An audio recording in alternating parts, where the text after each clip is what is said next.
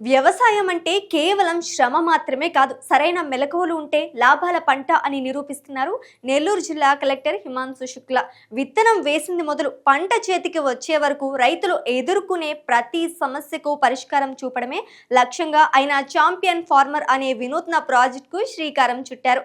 ఈ ప్రాజెక్ట్ ఎంతటి విజయాన్ని సాధించిందంటే సాక్షాత్తు ముఖ్యమంత్రి నారా చంద్రబాబు నాయుడు కలెక్టర్ల సమావేశంలో హిమాంశు శుక్లను ప్రత్యేకంగా అభినందించారు. అసలు ఏంటి ఈ ఛాంపియన్ ఫార్మర్ కాన్సెప్ట్, దీనివల్ల రైతులకు కలిగే ప్రయోజనాలేంటి? పాడి పంటలు కార్యక్రమం ప్రత్యేక విశ్లేషణ.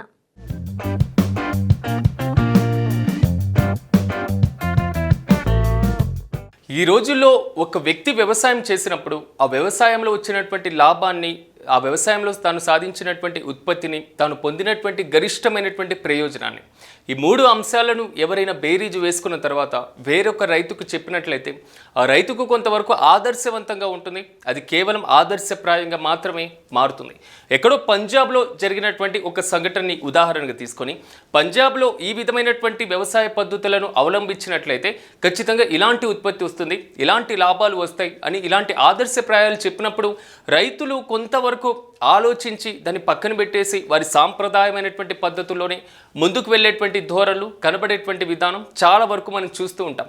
అంటే ఒక రకంగా చెప్పుకోవాలంటే సాంప్రదాయబద్ధమైనటువంటి వ్యవసాయ పద్ధతుల నుంచి పక్కకు వచ్చేసి వారి మైండ్ సెట్ని పూర్తి స్థాయిలో పక్కన పెట్టేసి నూతనమైనటువంటి పద్ధతుల వైపు ఆలోచించేటువంటి రైతుల సంఖ్య క్రమంగా తగ్గిపోతుంది.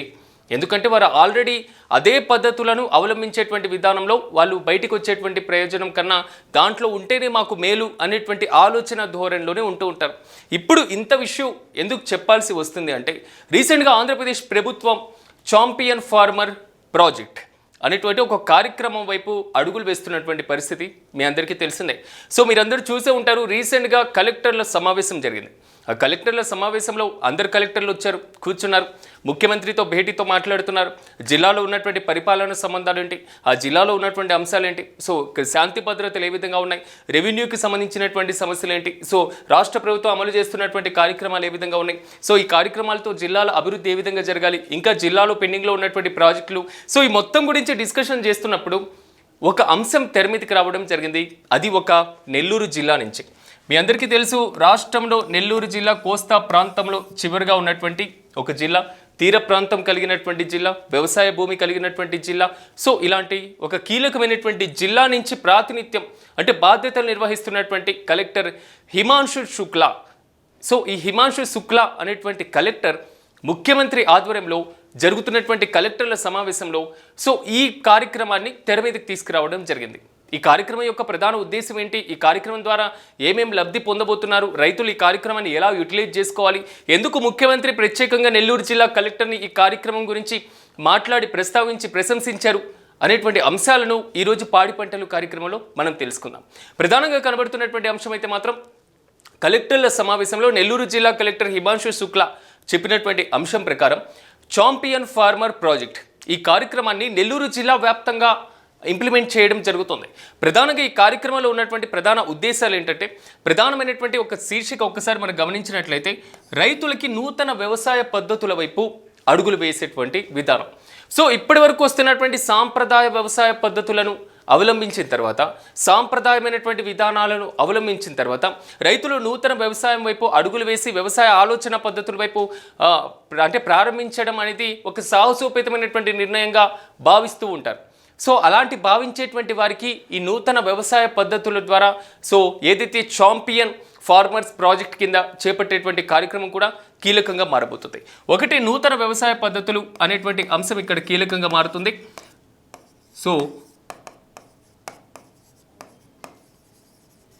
రెండు, ఒక్కసారి మనం చూసుకున్నట్లయితే టెక్నాలజీ, ఈ టెక్నాలజీకి సంబంధించినటువంటి అంశాలు ఇక్కడ కీలకంగా ఉండబోతున్నాయి. ఎందుకంటే రైతు సోదరులారా ఇక్కడ కనబడుతున్నటువంటి ప్రధానమైనటువంటి అంశం టెక్నాలజీని ఈ మధ్య వ్యవసాయంలో ఎంతవరకు యూజ్ చేసుకుంటే దానికి సంబంధించి మన అంత గరిష్టమైనటువంటి ప్రయోజనాన్ని పొందగలుగుతాం. ఈ రోజుల్లో వ్యవసాయంలో రైతు కూలీలు, మరి ముఖ్యంగా వ్యవసాయంలో రైతు కూలీల సంఖ్య విపరీతంగా తగ్గిపోయి యంత్రాలు, పనిముట్లు, మరి ముఖ్యంగా ఈ టెక్నాలజీ వాడకం ద్వారా యంత్రాలు విపరీతంగా పెరిగిపోతున్నాయి అనేటువంటి ఆలోచన ధోరణి కొంతమంది రైతుల్లో ఇంకా కనిపిస్తున్నప్పటికీ సో ఈ వ్యవసాయంలో టెక్నాలజీ యూజ్ చేసుకోవడం ద్వారా వ్యవసాయ ఉత్పత్తులకు అవసరమైనటువంటి ఖర్చులను వ్యవసాయ ఉత్పాదకత వ్యయాన్ని క్రమంగా తగ్గించినటువంటి వారు మాత్రం ఇది ఖచ్చితంగా కనబడుతున్నటువంటి అంశం. రెండోది శ్రమ కూడా తగ్గించేటువంటి అవకాశం ఉంటుంది. సో శ్రమ తగ్గించడం కోసం ఇలాంటి టెక్నాలజీని ఈ మధ్య వ్యవసాయంలో విస్తృతంగా వినియోగిస్తున్నారు. కేంద్ర రాష్ట్ర ప్రభుత్వాలు కూడా ప్రత్యేకంగా దీనికి సంబంధించి ప్రోత్సాహకాలు ఇస్తున్నటువంటి పరిస్థితి. ఈ రోజుల్లో ఒక వ్యక్తి వెళ్ళి 1 ఎకరం పొలానికి అవసరమైనటువంటి పూర్తి స్థాయిలో ఏదైతే పిచికారీకి సంబంధించినటువంటి మరి ముఖ్యంగా పురుగు మందులకు సంబంధించినటువంటి పిచికారీ చేయడం, ఇలాంటి కార్యక్రమాలు పార్టిసిపేట్ చేయడం చేస్తూ ఉంటారు. కానీ ఈ మధ్యకాలంలో డ్రోన్ టెక్నాలజీ విపరీతంగా వచ్చిన తర్వాత ఆల్మోస్ట్ మనం చూసుకున్నట్లయితే 1 ఎకరానికి కేవలం 1 గంట లేకపోతే 1 గంటన్నర సమయంలోనే సో ఈ కార్యాన్ని పూర్తి చేసేటువంటి అవకాశం కనబడుతుంది. అలాంటి సమయంలో రైతు 1 రోజు 2 రోజులు పూర్తి స్థాయిలో వృధాగా తన శ్రమను పెట్టాల్సినటువంటి అవసరం ఉండేటువంటి పరిస్థితి ఉండదు. అంటే ఇక్కడ కనబడుతున్నటువంటి అంశం హార్డ్ వర్క్ కన్నా స్మార్ట్ వర్క్ చాలా ఇంపార్టెంట్. సో స్మార్ట్ వర్క్ వైపు రైతులు కూడా అడుగులు వేయాలి అనేది మాత్రం ఇక్కడ ప్రధానంగా కనబడుతున్నటువంటి అంశం. ఎందుకు ఇలాంటి ప్రధానంగా చెప్పాల్సి వస్తుంది అంటే సో ఏదైతే ప్రాజెక్టు చాంపియన్ ప్రాజెక్టు రైతు మొహంలో చిరునవ్వు రావాలి అన్న, రైతు పూర్తి స్థాయిలో ఉత్పాదకతను గరిష్టంగా సాధించాలి అన్న ఇక్కడ కనబడుతున్నటువంటి ప్రధాన అంశం ఏదైతే విజ్ఞాన బదిలీ అంటే టెక్నాలజీని ఒకవైపు నుంచి మరోవైపు విజ్ఞానాన్ని బదిలీ చేసుకున్నప్పుడు, టెక్నాలజీని వ్యవసాయంలో అనుసంధానం చేసుకున్నప్పుడు గరిష్టంగా ప్రయోజనం పొందేటువంటి అవకాశం ఉంటుంది అనేది మాత్రం ఇక్కడ కీలకంగా మారుతున్నటువంటి ఇష్యూ. వీటి తర్వాత మనకు నెక్స్ట్ కనబడుతున్నటువంటి అంశం పునరుత్పాదక శక్తికి సంబంధించినటువంటి అంశం. దీన్ని మనం అంటూ ఉంటాం రెన్యూవబుల్ ఎనర్జీ అనేసి. సో పునరుత్పాదక ఇంధన శక్తి అంటే శక్తి, దీనికి సంబంధించినటువంటి అంశం. సో సాధారణంగా వ్యవసాయానికి విద్యుత్ అవసరం లేకపోతే వ్యవసాయంలో సంబంధించినటువంటి విద్యుత్ అవసరాలు తీర్చేటువంటి ప్రయోజనంలో రైతులకి కొన్ని రాష్ట్రాల్లో ఉచిత విద్యుత్ పథకాలు అమల్లో ఉన్నటువంటి పరిస్థితి కనబడింది. కొన్ని రాష్ట్రాల్లో విద్యుత్కి సంబంధించి రైతులు భరించలేనటువంటి పరిస్థితులు కూడా కనబడ్డాయి. ఇలాంటి సమయంలో రైతులు తమ విద్యుత్తును వారే ఉత్పత్తి చేసుకునేటువంటి అవకాశాల వైపు పరిశీలించడం, అట్ ద సేమ్ టైం ఎరువులకి సంబంధించినటువంటి వాటిని కూడా వారే ఉత్పత్తి చేసుకునేటువంటి పరిస్థితులు. అంటే ఒక రకంగా చెప్పుకోవాలంటే న్యాచురల్ ఫార్మింగ్ అంటూ ఉంటాం మనం. సో దీనికి సంబంధించినటువంటి ప్రకృతి వ్యవసాయంలో ఎరువుల తయారీ, ఎరువులకు సంబంధించినటువంటి వర్మీ కంపోస్ట్ కానివ్వండి, ఒకప్పుడు ఇంటికి బయట ఒక దిబ్బలా వేసేసి పూర్తి స్థాయిలో ఎరువులు తయారు చేసుకునేటువంటి ప్రాసెస్లు ఇలాంటి సాగుతుండేటువంటి పరిస్థితి. కానీ ఈ రోజుల్లో పూర్తి స్థాయిలో రసాయనాల మీద ఆధారపడేటువంటి పరిస్థితులే కనబడ్డాయి. ఈ మధ్య వస్తున్నటువంటి సోలార్ టెక్నాలజీని యూజ్ చేసుకొని విద్యుత్తో పాటుగా శక్తిని మనం జనరేట్ చేసుకోవచ్చు. సో వీటిని రైతులు చాలా వరకు కొన్ని చోట్ల వినూత్నమైనటువంటి పద్ధతులను కూడా అవలంబించి ఇతర రైతులకి ఆదర్శంగా నిలుస్తున్నారు. ప్రధానంగా ఎలాగ ఆదర్శంగా నిలుస్తున్నారంటే సో సోలార్ దీనికి సంబంధించినటువంటి ఆ టెక్నాలజీని యూజ్ చేసేసుకొని వారి యొక్క ఏదైతే వ్యవసాయ క్షేత్రాల్లో పొలాల్లో పూర్తి స్థాయిలో సోలార్ పవర్ను స్వతహాగా ఉత్పత్తి చేసుకుంటున్నారు. వాళ్ళే వ్యవసాయానికి కావాల్సినటువంటి విద్యుత్ని యూజ్ చేసుకుంటున్నారు. అట్ ద సేమ్ టైం ప్రభుత్వానికి విద్యుత్ని కూడా అమ్ముతున్నారు. అంటే ఒక రకంగా చెప్పుకోవాలంటే పునరుత్పత్తి అయ్యేటువంటి విద్యుత్ని రైతులు ఉపయోగించుకోవడం వల్ల, ఉత్పత్తి చేయడం వల్ల వారికి మరింత ప్రయోజనంగా ఉండేటువంటి అవకాశాలు అయితే చాలా స్పష్టంగా కనబడుతున్నాయి. At the same time technology use చేసుకోవడం కూడా విపరీతంగా ఉన్నటువంటి పరిస్థితి. సో ఇలాంటి ప్రధానమైనటువంటి అంశాలను బేరీజ్ వేసుకొని నెల్లూరు జిల్లాలో నేను ఇప్పటివరకు చెప్పినటువంటి చాంపియన్ ఫార్మర్ అనేటువంటి ప్రోగ్రామ్ను ఇంప్లిమెంట్ చేయాలనేటువంటి ఆలోచనలో ప్రధానంగా ముందడుగు వేస్తున్నారు. అసలు ఈ ప్రోగ్రామ్ని ఎలా ఇంప్లిమెంట్ చేస్తారు? నెల్లూరు జిల్లా కలెక్టర్ చెప్పినటువంటి ప్రధానమైనటువంటి అంశాలు ఏంటి?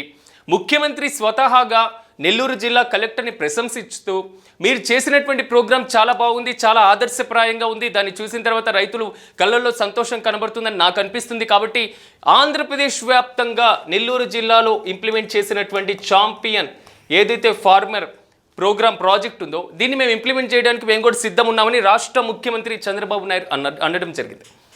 అంటే దీన్ని ఎలా ఇంప్లిమెంట్ చేస్తారు అంటే నెల్లూరు జిల్లా కలెక్టర్ చెప్పినటువంటి ప్రధానమైనటువంటి అంశం ఒక జిల్లాని యూనిట్గా తీసుకోండి.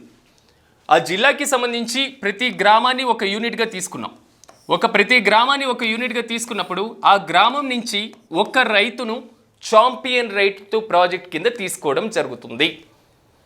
రాష్ట్ర వ్యవసాయ శాఖ మంత్రి రైతుతో మాట్లాడి మీరు పూర్తి స్థాయిలో వ్యవసాయ పద్ధతులు మార్చుకోండి, మీకు కావాల్సినటువంటి విధానాలు మేము ఇంప్లిమెంట్ చేస్తాం, కాబట్టి మీరు ఇలాంటి పంట వేయండి, కొంతవరకు లాభం పొందుతారు అనేటువంటి అంశం రైతుకు చెప్తే రైతు వింటారా? ఓకే, కేంద్ర వ్యవసాయ శాఖ మంత్రి చెప్పనివ్వండి, వింటారా? సో ప్రధానమంత్రి చెప్పనివ్వండి, వింటారా? సో రాష్ట్ర ముఖ్యమంత్రులు కానివ్వండి, లేకపోతే రాష్ట్రంలో వ్యవసాయ శాఖ అధికారుల దగ్గర నుంచి క్షేత్రస్థాయిలో ఉన్నటువంటి అధికారుల వరకు వెళ్ళి ఎవరు చెప్పినా రైతులు వింటారా అంటే వినరు అనే అర్థం కాదు ఇక్కడ. కానీ వారు ఏంటంటే సాంప్రదాయమైనటువంటి పద్ధతుల నుంచి బయటకు రావడానికి త్వరగా వారు పూర్తి స్థాయిలో ఆలోచన చేయలేకపోతారు చాలా ప్రాంతంలో ఉన్నటువంటి రైతులు.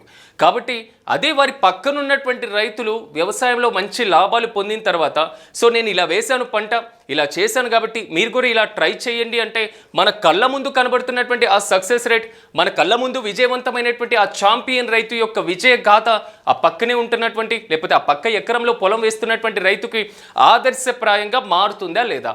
ఇది ఖచ్చితంగా మారుతుంది. 100% ఫలితాలు ఖచ్చితంగా వస్తాయి. సో మనం ఆదర్శాలు, సిద్ధాంతాలు, మాటలు ఈ మొత్తం కూడా థియరటికల్గా చెప్పడం, లేకపోతే బహిరంగంగా చెప్పడం, లేదా ఉపన్యాసాలు ఇవ్వడం, ఇలాంటి వాటికన్నా మన పక్కనున్నటువంటి మన మిత్ర రైతులు ఎవరైతే ఉన్నారో వారు పొందేటువంటి లాభాలు మనకి మరింత ప్రేరణని కల్పిస్తాయి. అక్కడే లాభాలు పొందడం జరుగుతుంది. ఎందుకంటే రైతు ఒక్కసారి ఆలోచిస్తూ ఉంటారు. సో వ్యవసాయంలో పూర్తి స్థాయిలో విత్తనాలు వేయడం దగ్గర నుంచి, వ్యవసాయంలో నీటిపారుదల రంగ అంశాల దగ్గర నుంచి, విద్యుత్ యూజ్ చేసుకోవడం దగ్గర నుంచి, ఎట్ ద సేమ్ టైం వ్యవసాయంలో ఉన్నటువంటి మార్కెటింగ్ సదుపాయం దగ్గర నుంచి, ఫైనల్గా గిడ్డంగి సదుపాయం దగ్గర నుంచి, చివరికి ఈ వ్యవసాయంలో ఉన్నటువంటి ఎంఎస్పి వరకు, మినిమం సపోర్ట్ ప్రైజ్కి సంబంధించినటువంటి అంశం, కనీస మద్దతు ధర వరకు. అంటే ఇన్ని అంశాల్లో రైతులు ఎప్పుడు కూడా కష్టాలు అనుభవిస్తూనే ఉంటారు. రైతుల జీవితం అంటేనే కష్టం, కష్టం అంటేనే రైతు. ఇలాంటి పరిస్థితులే కనబడినటువంటి సిచ్యువేషన్. కాబట్టి అదే పక్కనున్నటువంటి మన మిత్ర రైతు పొందినటువంటి లాభం కానివ్వండి, ప్రయోజనం కానివ్వండి, ఇతర రైతులకు ఆదర్శంగా ఉండేటువంటి అవకాశం ఉంటుంది అనేటువంటి ఉద్దేశమే ఈ ప్రాజెక్టు యొక్క ప్రధాన ఉద్దేశం. సో ఒక అధికారం మీ దగ్గరకు వచ్చి చెప్పాల్సినటువంటి అవసరం లేదు. మీ గ్రామంలో ఒక రైతుని ఆదర్శ రైతు, అంటే ఆదర్శ రైతు మీన్స్ ఛాంపియన్ రైతుగా తీసుకోవడం జరుగుతుంది.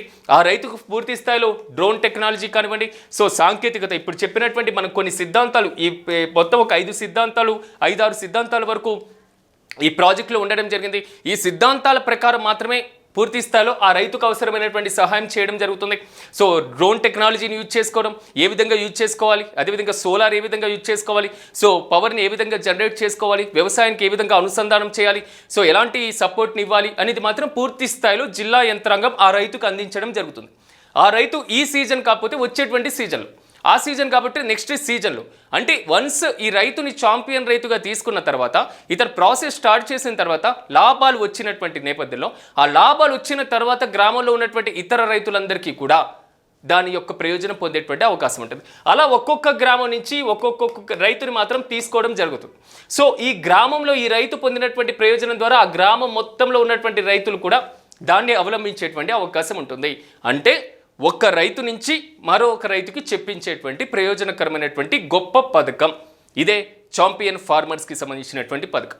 సో అలాంటి సందర్భంలో దాదాపు అంటే 725-26 గ్రామాల వరకు నెల్లూరు జిల్లాలో దీన్ని తీసుకొని సక్సెస్ సాధిస్తున్నటువంటి సిచ్యువేషన్ కనబడుతుంది. కాబట్టి ఆంధ్రప్రదేశ్ వ్యాప్తంగా ఇది ఇంప్లిమెంట్ చేస్తే ఇంకా బాగుండేటువంటి అవకాశం ఉంది అనేది మాత్రం ఆంధ్రప్రదేశ్ ప్రభుత్వం పరిశీలిస్తున్నటువంటి విషయం. కాబట్టి ఒక్కొక్క గ్రామంలో ఉన్నటువంటి రైతులకు సంబంధించి మరింత ప్రయోజనం పొందినప్పుడు ఆటోమేటిక్గా వ్యవసాయం మరింత విస్తరించేటువంటి అవకాశం ఉంది. ప్రభుత్వాలు చెప్పేటువంటి సిద్ధాంతాలు లేదా ప్రభుత్వాలు కల్పించేటువంటి విధానాలు, రైతు మేధావులు చెప్పేటువంటి ఏదైతే సాంప్రదాయమైనటువంటి పద్ధతుల దగ్గర నుంచి వినూత్నమైనటువంటి సంస్కరణల వైపు అడుగులు వేసేటువంటి విధానాలు, ఇలాంటి విధానాలు చేపట్టాలి అంటే ముందు రైతులకి ఫ్యూచర్లో ఖచ్చితంగా సక్సెస్ అవుతామనేటువంటి హామీ ఇచ్చేటువంటి పద్ధతి ఉండాలి. ఎందుకంటే వ్యవసాయం అనేది ఒక జూదం లాంటిది. దాంట్లో లాభం వస్తుందా నష్టం వస్తుందా ఎవరు చెప్పలేనటువంటి పరిస్థితి. రైతు పూర్తి స్థాయిలో భూమిలో అడుగు పెట్టినప్పుడు ఒక టెంకాయ కొట్టో లేదా దేవుడిని మొక్కో వ్యవసాయ భూమిలో అడుగు పెడుతూ ఉంటారు. కానీ చివరిగా తను ప్రయోజనంతో బయటికి వెళ్తారా, నష్టంతో బయటికి వెళ్తారా, పాపం ఆ రైతుకు కూడా తెలియనటువంటి పరిస్థితి.